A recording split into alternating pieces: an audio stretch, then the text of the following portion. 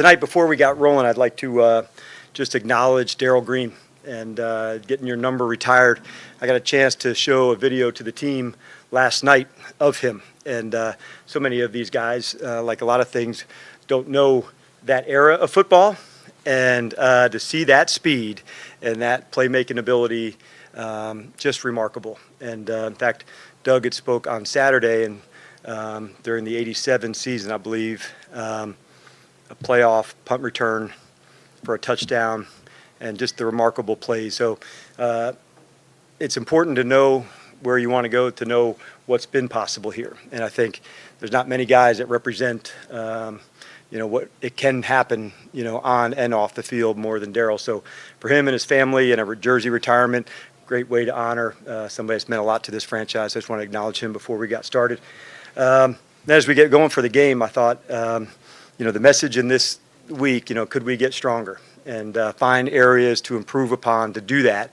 And there were a number of them. We knew there was another gear for us to find, and we had to dig for it and find it. And, I was pleased to see the fight, of what we saw, and the guys really starting fast. I thought Dante's touchdown was really the thing that set it off as they were driving down the field to go, create momentum for us on a really cool night, again, to honor Darryl. So with all that said, glad to get rolling with you guys. Can you give us an update on Jayden? I cannot give you an update on Jayden, but I will just as soon as we find out. We'll do some further tests tomorrow, John, and then when we get together in the afternoon, we'll give you an update. But I don't have anything for everybody else asking the same thing, same answer. So just wanted to make sure I was super clear on that. When did you realize he was hurt? After the first drive. And so maybe at the end of the first drive, right when we're down by the goal line, John. But it was into that space, throw, testing, tent, then to go inside. So that's when I knew. And I'll give you some updates just as soon as I find out tomorrow, but I do not have any tonight. Do you know if it was on that 46-yard run? I don't. Okay. I don't, but I do know it happened during that drive at some point, Nikki. How do you think Marcus Mariota did stepping in? You know what? I'm really proud of Marcus, and it's been tough start to it, IR and getting an injury. And so for him to come back and, see that kind of poise in the game, there was no flinch. And this happened early, after the very first drive for the offense, for him to go in and go. And I look back to see post-practice who's out on the field working, he and other guys going through the script. And so, I tip my hat to he and Tavita and Dave Blau and others that are spending the extra time. So if your moment gets called, that you're ready to deliver for the team. And I think that's a really powerful thing. And he was able to do that tonight. Dan, you mentioned Dante Fowler's pick six, but Emmanuel Forbes also with an interception. What does it mean to this team and this defense to have him come back from missing the game last week and have that kind of play? Well, I think, number one, we're really emphasizing, finding ways to create takeaways. And I thought our offense did a good job of owning it. So it goes for us in all three phases. We knocked one out on kickoff, but we didn't get it. And but it, just the fact that we think about the ball, we talk it and live in it. So to come up +2, that's a big deal for us. And it doesn't happen by accident. You got to put the work in to do it. But we feel like we've got more space to grow in that area. If we can create possessions for our offense, that's the name of the game. But to finish +2 is a big deal for us. Hey, Coach. Congratulations on the win. First week having to replace Jonathan Allen on the defensive front. Obviously, Johnny Newton kind of the main focus this week, but not just Johnny. How did you feel like the entire unit operated? Yeah, I thought once we settled into the game, I thought the guys did a really strong job. We've got a lot of respect for their run game, and I think I might even talked about that interior and the running back and, the yards that he's had. So we thought that would be a challenge for us. We didn't have the performance that we wanted in the run game last week, knowing that was an excellent team in the run. So we really, pushed the guys into that space. We said, could we get stronger and find margins to do that on both sides? And so tonight, to be able to do that was important for us.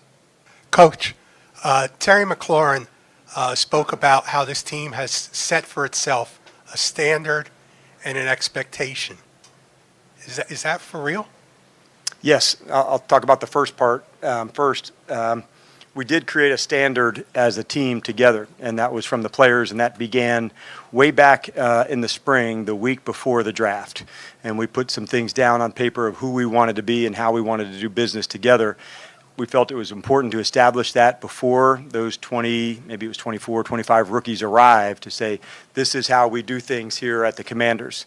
This is how we practice. This is the way you go. This is what you do for a walkthrough. And so having these guys get connected early, that was very important. So that's the standard. It's called the Commander Standard that they wrote together. And then expectation is just us constantly like searching for improvement. And I think we're in week 7 or in that space, and we dug in just yesterday again to say we had some things that every player wanted to work on through the first 7 weeks, and into the next, chapter. Is that going to be the same thing or something different? So we love that we're trying to chase that hard to become better, and it might be as an individual thing, a small technique thing. So Terry's right that we work really hard at that. Dan, I know you were in the middle of coaching the team. If there's any way to kind of go over the sequence of people that had to be involved in deciding whether Jayden could come back or not, and Sure. who finally said he cannot come back today. Yeah, that's from the medical side, Dave. And so, with Al and the team doctors, so they were very clear in the communication.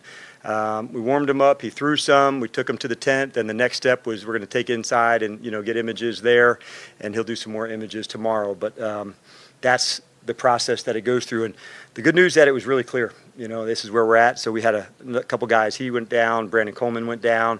Diami was able to come back. So that process, just like calling a play, is really important because you have to go, if, for instance, on Brandon, it also goes to the special teams coach, on, PAT and field goal. And so the communication that has to take place on an injury, it goes all the way through. And so we've worked hard at that. It wasn't at a level that we loved during the preseason, and we got better at that as we're going. And so those are all things to grow from. And I was certainly pleased with the communication they gave me tonight, Dave.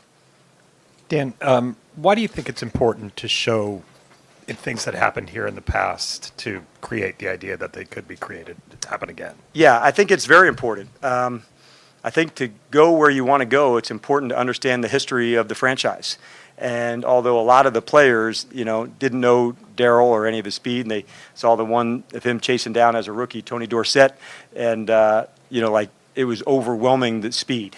And so just showing some of those plays, when I showed that, to get where you want to go, it's important to understand where you've been and what is possible in a career. And so not everybody's going to have a Darryl Green career, but it is possible to show the remarkable things that can be done both on and off the field. So it was just an easy way to highlight him and show that. And quite honestly, we had about another 50 players that were at our walkthrough on Saturday. And I met so many players there on this alumni weekend. So to have those two things in concert was really important. I want them to know they're a part of helping this next generation of guys coming through, and we want them to be a part of it. And we respect the job that they did because it was at a world-class level. And so it was really cool for me to meet some of the alumni that came on Saturday and here for this weekend in specific. Dan, you've preached from the summer on, or even before that, about the importance of consistency and being competitive. You guys have shown that week in and week out. To even teams that were viewed as like Super Bowl teams or struggle against maybe what Carolina is kind of right now. But you guys came out there, took care of business as you've done every other week. What does that say to you about where this is and their message getting through to the guys? Well, I think, and you know this, Ben, that's the central theme of our program is going to be competing. And sometimes it's competing really against yourself to see how good you can get. And other times, like now and during this week, could we compete to get stronger and find ways to get better? Acknowledge that we've got work to do and stuff to hit on. And so although this game obviously was Carolina, we made it as much about us during the week of preparation as we could because we really wanted to dig in on ourselves and find the next gear and find the things that we can do. And so it just so happened that a moment like tonight, where Marcus steps into that space, I wasn't surprised that he performed well because I see kind of the extra things that he does, but it was good to see that confidence back in him and to see the joy on the sideline for him because everybody feels his support, not just Jayden. Everybody does, and he's got that kind of impact about him. He's been through it. He's got his own journey, but he's a really excellent teammate, and the guys feel that. We've talked about when guys have been hurt, we're not going to put somebody out there if they can't go full board. Does that go quadruple for number 5? It'd be the same as everybody. Yeah. So if he can go, then that would be the case. And if he can't, then we won't. But we won't put he or any other guys into a space where, they could jeopardize something. So I don't have any information, like I said, medically. So please don't speculate on that. Take two more. Coach, how big was it to get Brian Robinson back today? It was big. You just feel his strength, and the pile moves forward. And it was the right call to hold him last week. It wasn't the easiest call. It was the more difficult right over the easier wrong, because he wanted to go, but he wasn't himself in terms of what he could do. And so I felt early on in practice, even though it was hard not to have him last week, it was the right decision.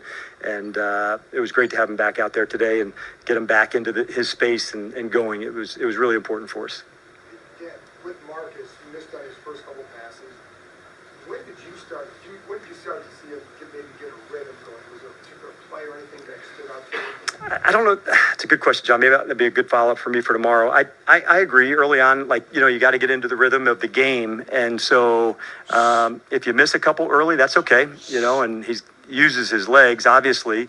And just like 5 in the early part of it, we said, remain a passer and find some spaces down the field. So I feel like that would be one of the things that I know, he'll want to work on. But, man, you feel his speed, don't you? And just his legs. And so although he's played a while, there were some plays today that you felt his speed.